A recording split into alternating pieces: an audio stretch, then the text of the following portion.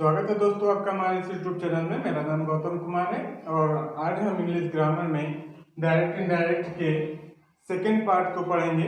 तो first part, कल हमने असर्टिव सेंटेंस के इस रूल के बारे में पढ़ा था जिसमें रिपोर्टिंग वर्ब हमारा पास्ट टेंस में था और रिपोर्टेड स्पीच हमारा प्रेजेंट टेंस में था।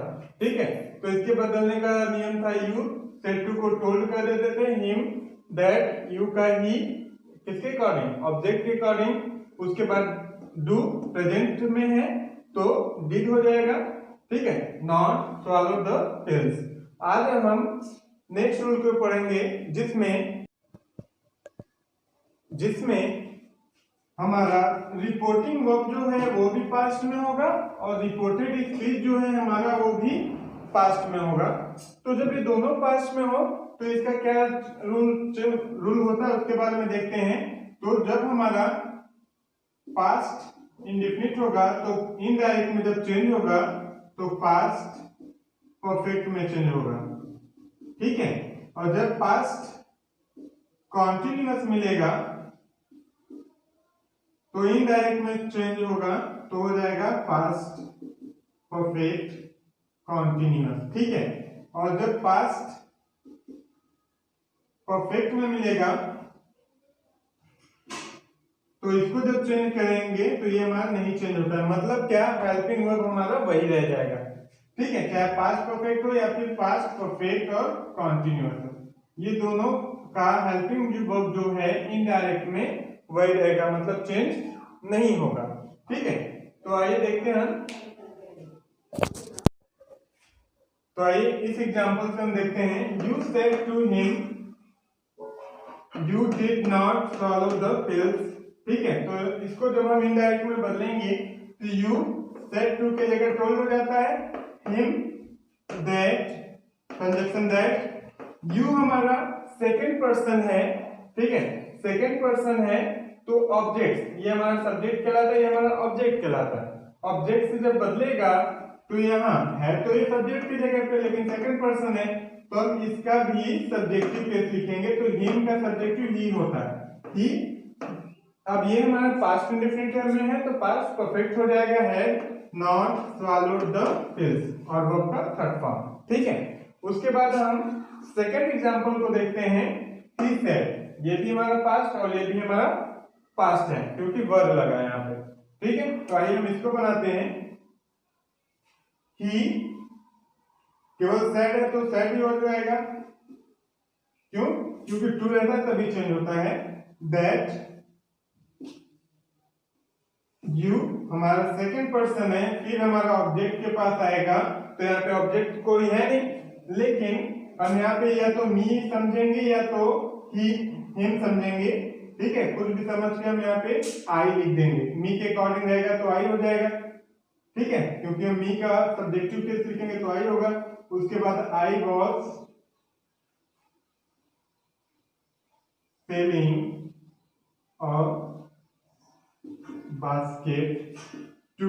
अब यहाँ पे हमारा मी है, ये हमारा फर्स्ट पर्सन का ऑब्जेक्टिव केस है, तो फर्स्ट पर्सन हमारा हमेशा सब्जेक्ट से चेंज होता है। ठीक है, तो ऑब्जेक्टिव केस है तो अब हम इस ही का भी ऑब्जेक्टिव केस लिखेंगे। तो ही का ऑब्जेक्टिव केस हमारा होता है क्या है, हिम। ठीक है, फुल स्टॉप। इसी तरीके से हम करते जाएंगे। और यहाँ पे सॉरी, यहाँ पे वो होगा, ये हमारा कॉन्टिन्यूअस है, पास्ट कॉन्टिन्यूअस तो परफेक्ट कॉन्टिन्यूअस, हैड और बीन, हैड बीन लगेगा। ठीक है, तो अब हम नेक्स्ट एग्जांपल को देखते हैं। यह हमारा we said to them past में है रिपोर्टिंग वर्ब, और ये भी हमारा पास्ट में है, तो होगा क्या, हमारा वी सेड टू को हटाकर हम फिर टोल्ड कर देंगे और देन का देन, उसके बाद कॉमा एंड कॉमा को हटाकर दैट, कंजक्शन का इस्तेमाल। उसके बाद हमारा ये फिर सेकंड पर्सन है, फिर हमारा यहाँ आएगा, फिर अब देम का सब्जेक्टिव केस लगेगा, तो देम का सब्जेक्टिव केस होगा हमारा दे। ठीक है, हैव, तो हम बताए थे कि अगर रिपोर्टेड स्पीच हमारा पास्ट परफेक्ट में मिलता है तो उसका हेल्पिंग वर्ब नो चेंज होगा। Had not played cricket. ठीक है, इसी तरीके से हम पास्ट के सेंटेंस को करेंगे। ठीक है, रिपोर्टेड स्पीच जो अगर पास्ट में आया तो हम इसी तरीके से करेंगे। तो आइए अब हम इंट्रोगेटिव सेंटेंस को देखते हैं। इंट्रोगेटिव सेंटेंस का मतलब होता है प्रश्नवाचक वाक्य। ठीक है, तो इसको हम एक एग्जांपल की तरह समझते हैं कि इसको हम किस तरीके से वाक्य को इनडायरेक्ट में हम बदल सकते हैं। ठीक है, तो जैसे he said to me comma and comma have you completed your work. ठीक है, तो जब हम इसको इनडायरेक्ट में बदलेंगे तो होगा क्या हमारा ही सेड टू को हटाकर आस्क्ड हो जाएगा। ठीक है, केवल असर्टिव सेंटेंस रहेगा तभी आप सेड टू को हटाकर टोल्ड करेंगे, नहीं तो अब आस्क्ड होगा।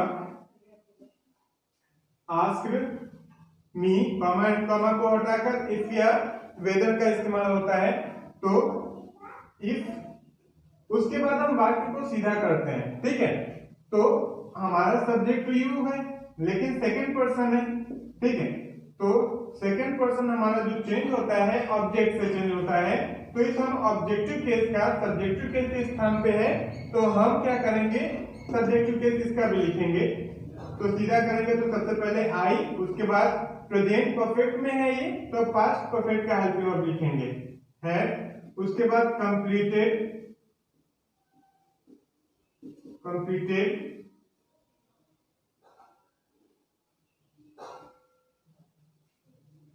उसके बाद योर हमारा पॉजेसिव है। यू का सब्जेक्टिव केस यू ही होता है, objective case you, possessive case your होता है। तो सेकंड पर्सन है तो फिर हम यहाँ आएंगे और इसके हम पॉजेसिव केस हम लिखेंगे तो माई होगा। मी का पॉजेसिव केस माई, उसके बाद वर्क, उसके बाद इंट्रोगेटिव मार्क नहीं, ठीक है। तो अब हम नेक्स्ट एग्जांपल को देखते हैं। है क्या हमारा, they said to us comma and comma why did you not follow me. ठीक है, ये हमारा रिपोर्टिंग वर्ब सेड टू है तो हम बदलेंगे कैसे, दे। ठीक है, सेड टू है तो ये हमारा इंट्रोगेटिव है, इनडायरेक्ट इंट्रोगेटिव है, ये हमारा डायरेक्ट था, इनडायरेक्ट है तो हमारा यहाँ पे भी होगा आस्क्ड। ठीक है, आस्क्ड, उसके बाद अस क्या है, अब कॉमा एंड उस कॉमा को हटाकर इफ या वेदर का इस्तेमाल नहीं करते, वही हम अपना इनडायरेक्ट इंट्रोगेटिव वर्ड जिसको कहते हैं वहीं पे लिख देंगे वाई, जो भी इंट्रोगेटिव वर्ड मिले। उसके बाद अब हम वाक्य को सीधा करेंगे तो ये यू है हमारा सब्जेक्ट के रूप में है, ऑब्जेक्ट से चेंज होगा हमेशा क्योंकि सेकेंड पर्सन है। ठीक है, अब जब ये इससे चेंज होगा तो हम अस का सब्जेक्टिव केस लिखेंगे तो होता क्या है हमारा, सॉरी वी। ठीक है, वाई वी, अभी डिड हट जाएगा वर्ब का से, नॉट भी है तो लगेगा why we did not follow. अब यह मी है, फर्स्ट पर्सन का ऑब्जेक्टिव केस है तो हम यहाँ पे आएंगे, दे का अब हम ऑब्जेक्टिव केस लिख देंगे। ठीक है, देन ये हो गया हमारा। ठीक है, अब हम नेक्स्ट देखते हैं, टाइप क्वेश्चन का देखते हैं example. He said to me comma and comma Ramesh is a teacher is not he. ठीक है, तो जब हम इसको इस तरीके के सेंटेंस को हम इनडायरेक्ट में कन्वर्ट करते हैं तो होगा क्या हमारा, ही सेड टू को बदलकर आस्क्ड हो जाएगा, मी कॉमा को हटाकर यहां दैट हो जाएगा। ठीक है, उसके बाद रमेश, तो रमेश was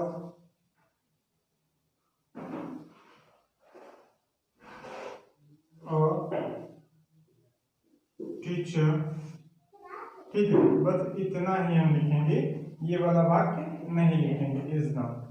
समझ में, उसी की तरीके से हम टाइप क्वेश्चन बनाते हैं। अब यहाँ पे आप लोग को एक कंफ्यूजन होगा यहाँ पे हम इफ या वेदर का इस्तेमाल करते हैं। तो उसका से एक ट्रिक रखिएगा माइंड में कि जब भी हमारा इंट्रोगेटिव वर्ड आए, अगर वो हेल्पिंग वर्ब से स्टार्ट हो रहा है तभी हम इफ या वेदर का इस्तेमाल करेंगे, अन्यथा अगर हमारा सब्जेक्ट से स्टार्ट हो रहा है तो हम दैट से लिखेंगे, और यदि हमारा इंट्रोगेटिव वर्ड से स्टार्ट हो रहा है तो हम वही interrogative word comma inverted comma हटाकर लिख देते हैं। ओके फ्रेंड्स, अब इसके बाद हम नेक्स्ट वीडियो में ऑब्जेक्टिव सेंटेंस के बारे में पढ़ेंगे। ठीक है, चलिए बाय।